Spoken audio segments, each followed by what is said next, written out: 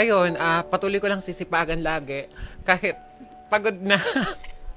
Kahit minsan kailangan ng pahinga. Pero masaya ako kasi yung mga pinapangarap natin dati, nasa palad na natin ngayon. Ayan, so gusto ko lang lagi na, lagi ko lang dinadasal kay Lord na huwag ka magkakasakit. Okay na ako doon. Basta magkasama tayo kahit ano man mangyari. Through ups and downs. I love you, Lalab. Lagi lang ako nandito sa lahat ng bagay na gusto mo. Lagi lang ako nakasuporta. Lagi lang ako nag-aabang lagi sa pag-uwi mo. Mahal na mahal kita. I love you so much. Love you too. DK. Thank you, love. Kasi hindi mo kami pinapabayaan. Ginagawa mo lahat para sa amin ni baby. Even pagiging mami, nagagawa mo na rin. Thank you sa lahat ng...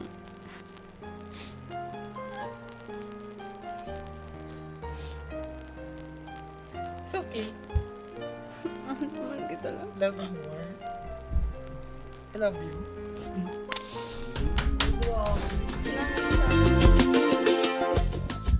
O, gayahin nyo si Papu. Simula nung yung buntis ako, uma-attend tayo, naalala mo, ng mga breathing classes kay Rome Canapi, birthing classes na tinatawag. Yes. Gano'n ka hands-on. Yung nagle-labor na ho ko, ang sakit ho talaga na mag-labor kasi normal yung firstborn eh. Ando si Papu para masahin ako, encourage ako, pero mamaya yung guest natin, iba. Nanganak na siya, mag-1-year-old na yung kanilang anak. Iba rin ang pinagdaanan nila, Papu. Yan na nga pala. Ngayon na pala. Love knows no gender, no? In short, walang pili-pili ang pagmamahal. Malayang binibigay ito, lalo na kapag galing sa puso. Ngayong Pride Month, ipe-flex po natin ang mga nanalo ng title hindi sa pageant kundi sa pag-ibig. Yes, Papu. Sabi nga ng LGBTQIA+ community, love wins. Pero ang kakaiba nilang kwentong pag-ibig ay hindi winner sa mata ng ibang taong hindi sila naiintindihan. Paano nga ba nila pinatunayan, Papu, na love conquers all?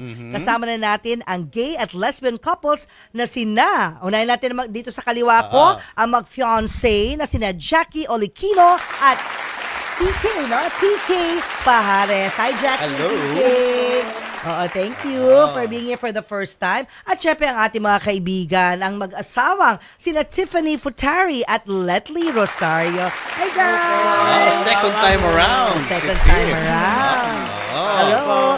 Dun sa mga nakatutok sa atin, from the time nag-start po ang Julius and Tintin show, familiar na kayo kina Tiffany at Dilet. Lalo na si Tiffany kasi very active ho siya sa social media, sa kanyang mga socials. Pero sige, just to refresh them, Tiffany and Letly. Paano nga ba kayo ulit na-develop, nagkita, nagkainlaban ni Letly? Just lang, a short backgrounder. Yan po, nag-start po yung relationship po namin at nag-start po yung pagliligaw ko sa kanya dun sa pageant po ng Anilag Festival. Ayan. Kung saan kandidata ka? Yes, kandidato din po siya. Pareho kayo. Opo, it's a lesbian and gay competitions na dapat ng festival. Couple. Yes, dapat po. couple. So kayo na yung couple that time. Hindi pa po. Sinong partner mo? Wala pa po akong partner noon that time. Parang 7 months po akong single noon. Then, ayun nga, nakilala ko nga po siya dun sa Anilag. Ayun nga po, yung lesbian and gay pageant po ng Anilag Festival. Nanalo kayo together? Talo po kami pareho. Talo kayo pareho. Okay, talunan. Talunan, pero nakuha ko love naman wins. siya. Ikaw ang nanligaw. Ako po yung nanligaw kay Let. Ano manligaw ang isang gay sa lesbian? Gusto ko lang malaman. Paano ka nanligaw kay Letly? Mahirap siyang ligawan kasi mamo. Talagang Papu Siyempre parang may culture shock pa eh. Siyempre lesbian tapos manliligaw ang isang bakla or manliligaw isang transgender, ganyan. So, malaki yung adjustment, diba? So, ano yun, parang talagang pumasok ako sa butas ng karayom. Kasi nga, hindi naman yun talaga ako gusto. Talagang may mga, may mga pagtatago moment siya pag pupunta ako sa kanila na naliligaw ako. So, ayan po. Then, pero tanong na yun natin si Letly, paano bumukas ang iyong puso para kay Tiff na una, hindi mo type?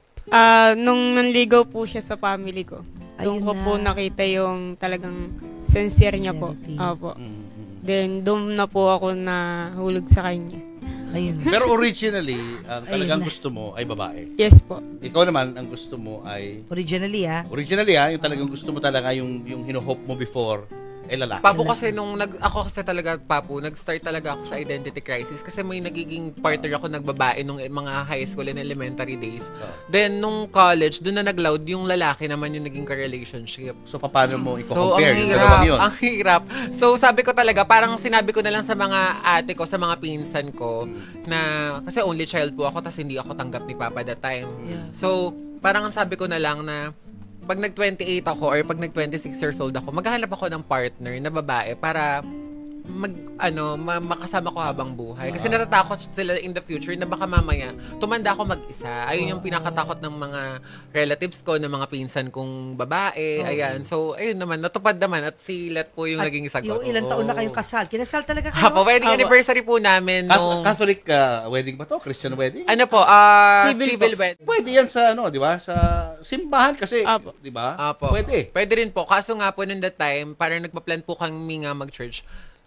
Hindi po nila ina-allowed na Bakit? magdamit. Magdamit. Opo. You have to... Kailangan mag-wear ako ng look like barong. a man and Opo. she looks like a girl. Nakagawin Parang siya, ganon. ganyan.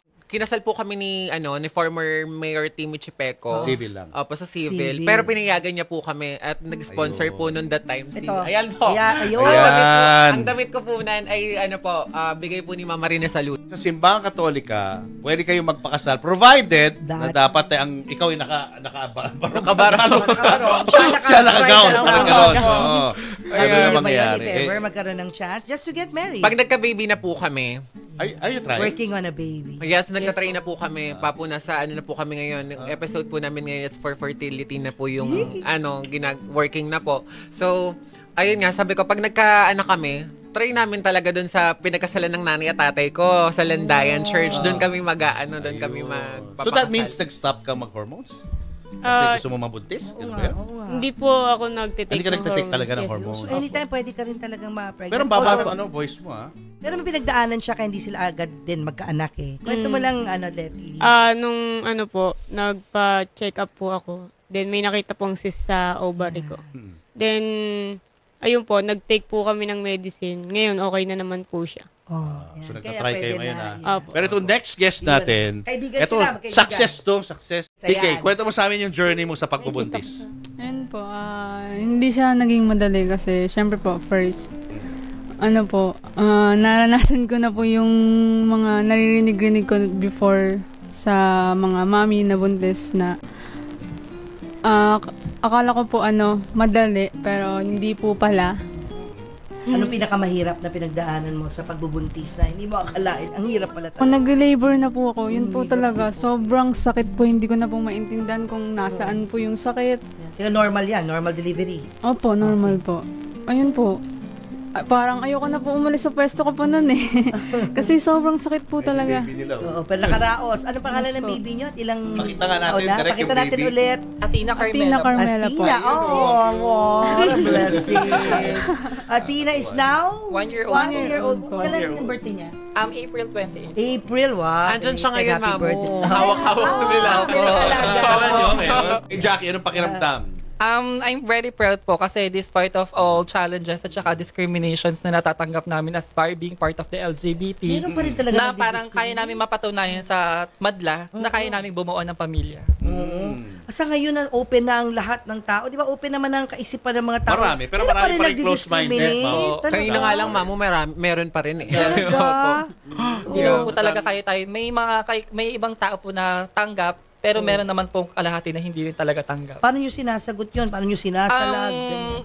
Parang kinoconsider namin po sila talaga as a ghost. Kasi no matter what happened, kami pa rin talaga yung mag-rule ng life namin as long as na wala kaming inaargabyadong tao. Married ba kayo dalawa?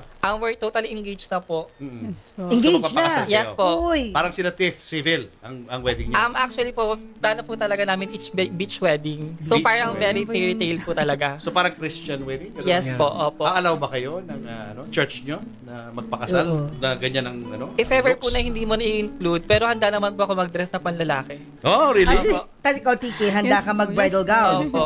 At saka, inaantay rin po namin yung baby girl namin na Makakalakad na. para meron pa kaming flower Yun, girl. oh, cute naman ang mga future plans. Oo. At sila yung magkakaibigan. Oo nga Apo. eh. Best friends na po kami for Best almost friends. 10 years na po, 10 almost a decade. 10 13 years po. 13 years. Yeah, O, apo. tell us about your friendship. Paano kayo? Nung friendship po, mag-friends. nag-start po kaming Pandemic pa po. Oh. And then, nag-inspire nga po about sa ex mo na lesbian. And then, after na breakup po, si Tiki po yung naging comfort ko. She was totally there when I was my downfall. So, totally na nagkaroon kami ng relationship for almost 6 months. After nun, sinunggaban ko agad, ni-live-in ko na po. Ayun na! Ang ganda ng storya. So ngayon sa bahay, sino tumatay yung tatay at sino Ako po tumatay yung talaga. So, kasi Ikaw, tatay? Yes po. Okay. Daddy po talaga tawag sa akin. Kasi I want to consider myself na kahit feminine po ako sa palabas na physical ko, pero pag nasa bahay, ako na po yung padre de pamilya. Kasi in the future naman po, kasi babalik din po kami sa kasarian na lalaki at babae. Kasi ayaw po namin makatanggap yung anak namin ng pang-discriminate because of her parents. Pwede sabihin, babalik kayo sa... Ano po, parang hindi naman po forever yung gento yung physical namin. So, I'm ready to cut my hair just for my Teka, kung daughter. dyan kayo masaya. Yan ang sinasabi ng yung puso na I'm very feminine and ikaw ganon. You're very male, ganon. Why would you go back? It's because siguro ayun na po rin kasi yung parang tama para sa mata ng Diyos. And Kahit also, hindi yun ang sinasabi ng puso niyo? sa ngayon po kasi parang ini-enjoy po muna namin yung mga ganitong bagay. Kasi bata pa naman po yung anak namin. Kasi mayroon po magkakaroon na sa darating sa in the future na mayroong confusion yung anak namin. Na sino yung daddy ko ganyan? Daddy ko pala to, bakit mukhang babae? So parang kumbaga handa naman po kaming talikuran yung mga kung ano yung inano namin noon. So, Pero para sa eventually, pag malaki na siya, nakakaintindi na siya, babalik kayo sa Yes pagiging po. female and Yes. ganun bang balak nyo? Apo.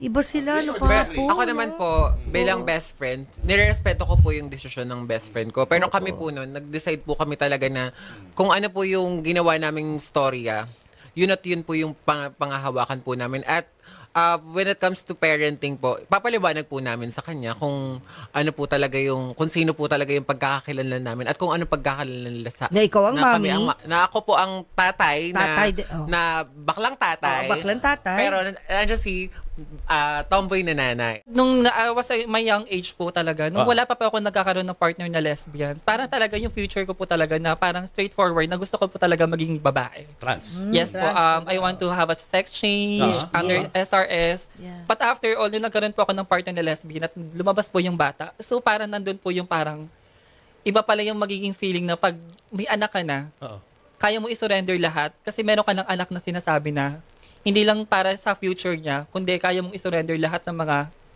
para sa anak mo at para sa pamilya. Ganda. O Tiki, wala kang ganung feeling na parang you want more, parang gusto mong talaga maging lalaki. Ako po, opo, dati. Gusto Dati. ko po. Opo, gusto ko din po talaga maging lalaki. Tunay na lalaki po. Pero Pero po, ngayon, nung lumabas na po si baby po, sobrang sarap po sa pakiramdam pala na magkaroon ng anak. Kasi sinabi ko po sa sarili ko na never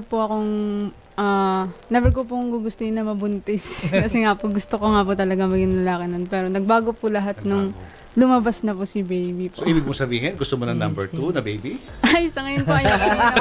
Ay, hindi, ayaw mo na. pero open ka. Open ka, open. Mga ilang anak ba gusto nyo? Dalawa lang po. After Dalawa lang. 7 years na lang po muna. Tama, magandang spacing. Mahirap po kasi pagsabayin yung bata kasi magkakaroon ng sabayan na parang hindi ko mo, imbis na maibigay namin yung parang totally focus namin sa bata muna. Oo. Question, ikaw nagkaroon ka ng relationship with men, di ba? Yes po, apo. Ikaw din ba? Yes po. Before magka-lesbian relationship. How was it for you? Actually po kasi talaga parang serious mode po kapag dating sa relationship sa lalaki. Kasi ayoko po ng rejections. Kaya never po ako first move sa mga lalaki. Pero successful naman yung mga naging Opo. relationship po niya. Hindi traumatic. Naman, wala naman Hindi traumatic. Maganda yung break. Even ako po, Mamun. Oo. Halos yung mga naka-relationship ko na lalaki, talagang tanggap po ako ng parents. Baka naman pag nagka-baby na kayo, bigla magbago na rin ang pananaw mo. Hindi po pa. Gusto niya maging kikay, papo. Magiging,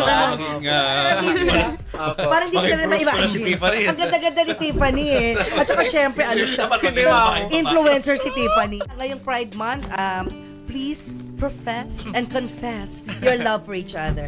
To each other, Tiffany. To let Apo. to Tiffany. Well, 4 years na nakasal tayo and 6 years na tayong magkasama. So, alam mo naman, through ups and downs, andito ako para sa'yo.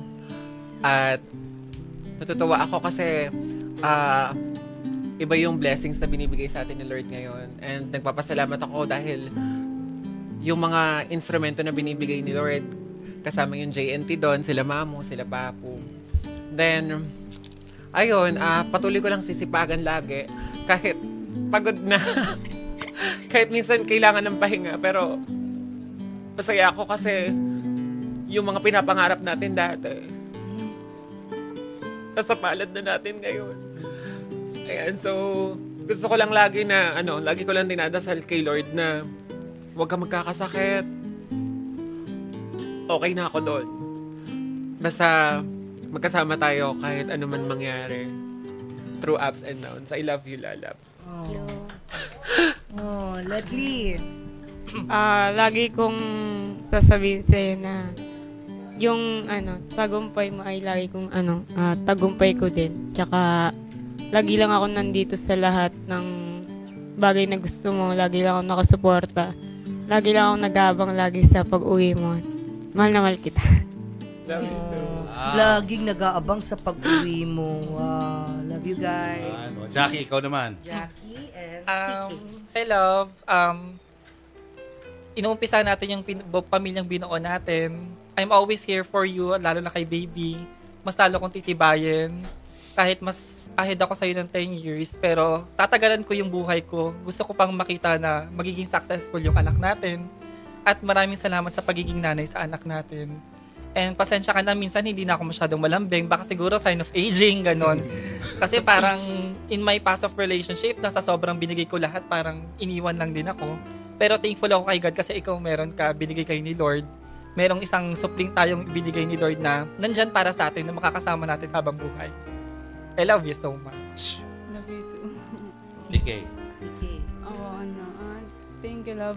Kasi hindi mo kami pinapabayaan. Ginagawa mo lahat para sa amin ni baby. Even pagiging mami, nagagawa mo na rin. Thank you sa lahat ng...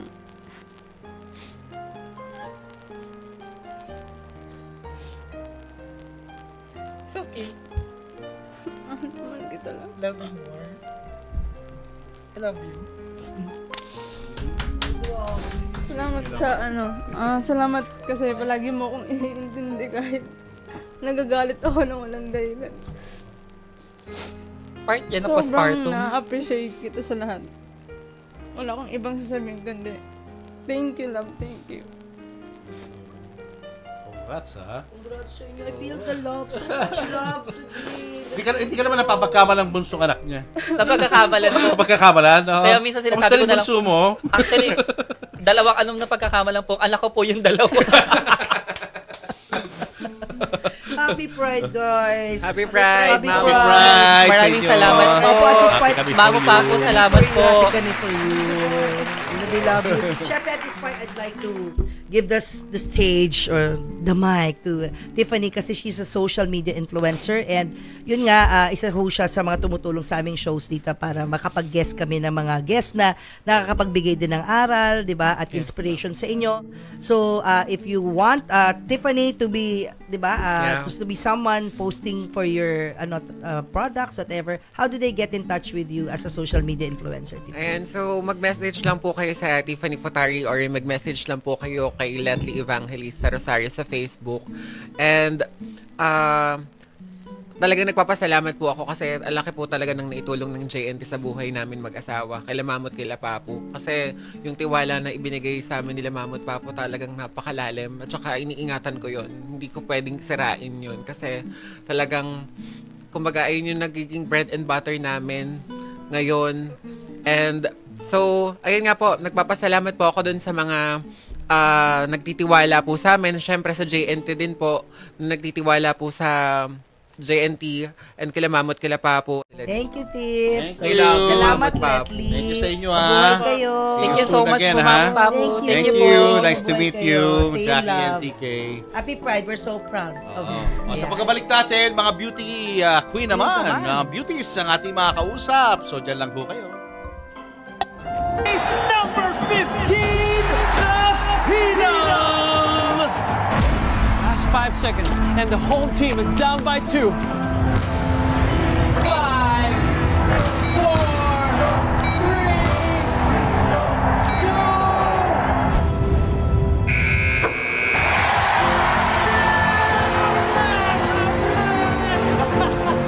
2. Julius Aguirre para sa pamilyang Pilipino. Julius Aguirre para sa pamilyang Pilipino.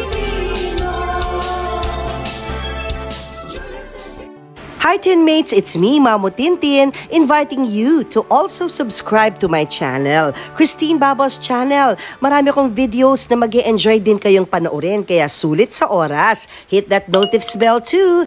Like, comment, and share. Thank you, Tinmates!